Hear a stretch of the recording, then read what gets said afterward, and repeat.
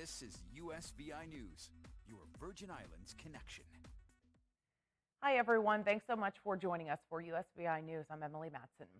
The ramifications from the Supreme Court's decision to overturn Roe v. Wade is still being felt as legislatures around the country are now moving to either restrict or protect access to abortions.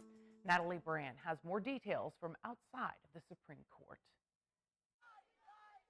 D.C. police are on standby for more protests this week after Friday's decision to overturn Roe v. Wade ignited demonstrations nationwide. In Jackson, Mississippi, the city at the center of the Supreme Court case that's changed history, the abortion clinic known as the Pink House says it will provide services as long as the law allows. We've lived so long with this privilege of being able to make this choice, and we're not ready to give it up yet. We've always been a pro-life state, but now we get to actually live it out. Friday's 5-4 decision by the conservative court returns the issue of abortion to individual states. 8 states had laws that banned abortion as soon as the decision was handed down, and more states could soon follow within the next few months. The people of Oklahoma have decided through their elected leaders, and the governor signed legislation making abortion illegal in the state of Oklahoma from the moment of conception. Highlighting what will become a patchwork of state laws, 16 Democratic states and Washington, D.C. have laws that protect abortion rights. In Michigan, Democratic Governor Gretchen Whitmer is at odds with her Republican-controlled legislature. With the current legislature that I have, there is no common ground, which is the sad thing. They've already introduced legislation to criminalize and throw nurses and doctors in jail. According to a new CBS News poll, nearly 60% of Americans surveyed disapprove of the Supreme Court's decision, and 2/3 of women disapprove. Meantime, Virgin Islands Governor Albert Bryan Jr. issued a statement on U.S. Supreme Court's decision to overturn Roe v. Wade, and he's vowing to veto any legislation affecting the reproductive rights of women in the USVI. He called Friday's ruling by the Supreme Court disappointing and concerning and said it's disappointing because it represents the court's willingness to reverse hard-fought rights and protections of Americans that the court itself had to affirm decades ago because the laws in some states denied those rights and protections to certain citizens. He went on to say it is concerning because it will effectively criminalize abortion and women's reproductive freedom in at least 20 states. A woman's right to choose will remain safe and legal in the Virgin Islands. And as governor, I vow to veto any legislation remotely proposing to make more difficult a woman's right to make choices concerning her reproductive health. President Joe Biden signed into law the most sweeping legislation aimed at preventing gun violence in 30 years. The president signed the bill on Saturday. The bipartisan Safer Communities Act sped through Congress following a string of mass shootings in the U.S. mainland. It was passed by the Senate Thursday and the House on Friday. The legislation provides grants to states for red flag laws, enhances background checks to include juvenile records, and closes the boyfriend loophole by keeping guns away from unmarried dating partners convicted of abuse. The bill also requires enhanced background checks for people ages 18 to 21 and funding for youth mental health services. President Biden called the signing a monumental day, saying it proves Democrats and Republicans can find common ground on important issues. VIPD officers arrest 2 men for wearing Wendys uniforms and allegedly holding up a man at gunpoint, beating him, and then stealing his vehicle. It happened back in November around 7 o'clock in the evening on November 4th. A man called 911 to report he was robbed in the area of Kiki's Automotive in Estate Diamond Ruby. He told police he was parked in his car eating when 2 men wearing Wendys uniforms approached him. One was carrying a firearm. He told officers both men then beat him and stole his vehicle at gunpoint. After a thorough investigation, VIPD identified 20-year-old Luis Navarro Jr. as one of the suspects. A warrant was issued for his arrest last month, and officers nabbed him back on Friday. He was sent to jail under a $75,000 bond, facing charges including robbery and assault. Police say the other suspect is a minor, and the investigation is ongoing.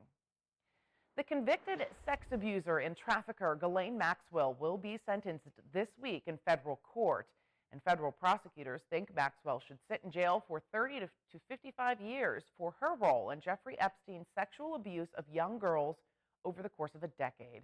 Prosecutors laid out their reasoning in a sentencing memo last week after Maxwell's attorneys asked for a significantly lighter sentence because they claim she's wrongfully being held responsible for Epstein's crimes. But prosecutors called those arguments both absurd and offensive, calling Maxwell the key to Epstein's entire operation of sexually abusing teenage girls over a 10-year period. The 60-year-old is set to be sentenced in federal court on Tuesday. On St. Croix, work is now underway on a big revitalization project of the Walter I. M. Hodge Pavilion Apartments. After a groundbreaking ceremony there last week, federal and local officials held the groundbreaking Friday for federally funded project. Hurricanes Irma and Maria caused 58% of the units to become unlivable. So upgrades to the 248-unit project include new kitchen and bath fixtures and cabinets, new plumbing, electrical systems, appliances, and new flooring, too. This project is the first of the VI Housing Authority's long-term plan to renovate and rebuild affordable housing throughout the USVI. There will also be substantial storm hardening measures constructed at the complex, including a strong new facade system with hurricane wind-resistant windows and doors. You can look for a new playground, basketball courts, landscaping, and redesigned pedestrian walkways and seating areas, too, as well as community gardening and planting boxes and better parking for residents. As we begin a new week, COVID-19 cases remain steady territory-wide, but do continue a downward trend from last week, decreasing on all islands. Health officials are currently tracking 173 active COVID cases territory-wide, with 135 active cases on St. Croix, 36 on St. Thomas, and 2 currently on St. John. Meantime, new research estimates how many lives have been saved worldwide because of COVID-19 vaccinations. Ian Lee reports. Previous studies show COVID-19 vaccines can protect against severe illness, hospitalization, and death. Now new research reveals nearly 20 million lives were saved in the year following the vaccination rollout. That is just a remarkable number, and it's the core reason why many higher income countries have been able to relax many of the interventions that they've had in place for the past 2 years and return to a sort of new state of normal in this pandemic.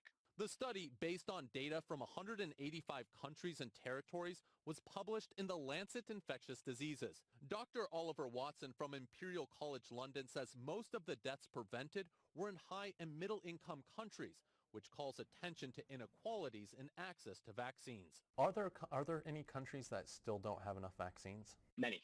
There are many countries that still do not have enough vaccines across the world. We must do better in the next pandemic. So much more could have been done if vaccines had been distributed more equitably and faster across the world.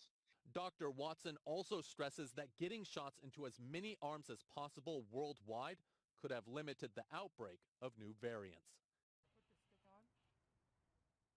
Researchers also estimated nearly 600,000 lives could have been saved if the World Health Organization's target of vaccinating 40% of the population in each country by the end of 2021 had been achieved. Check your receipt the next time you dine out. Some restaurants are adding surcharges to offset higher costs for food, fuel, and wages. According to the National Restaurant Association, diners may notice the surcharges displayed on menus, checks, and websites. The organization points out that restaurants are dealing with rising wholesale food prices, up 15.6% in the last year. The online restaurant reservation service OpenTable reports fewer people are going out to eat, signaling a possible slowdown in consumer spending due to inflation. So I know every time I go grocery shopping, my jaw drops at the double-digit price increases at the grocery stores. We're seeing food price hikes at levels not seen since the inflation-soaked 1970s, and that's according to the latest Consumer Price Index. But experts say there are still ways to eat healthy without breaking the bank. Rise in food costs are hitting wallets hard. The latest inflation report shows the cost of groceries surged by almost 12% for the year ending in May. That's the largest year-on-year increase since 1979. And staples like eggs, fish, and meat are seeing the largest jump in prices. Right now, it's safe to say that just eating is getting more expensive, but you're still able to find some really inexpensive, healthy options. To cut your grocery bill, registered dietitian Amy Patton says make more meatless meals. Use beans and lentils as protein instead. Cut your own produce. Pre-cut fruits and veggies are pricey. When it comes to produce, consider going frozen or get it canned. I'd rather someone who's eating on a very tight budget go for a canned vegetable and rinse it off versus not getting a vegetable in at all. Choose store brands. Patton says many times they're less expensive. Stick to your grocery list. Don't shop while hungry. And stock up on healthy staples that you can use in different meals. Maybe you're making, a big stew or a big stir fry and you're using a recipe that calls for a cup of celery, for example. Maybe you take that celery and you dice it up or slice it, and then you have it for snacks with hummus or peanut butter.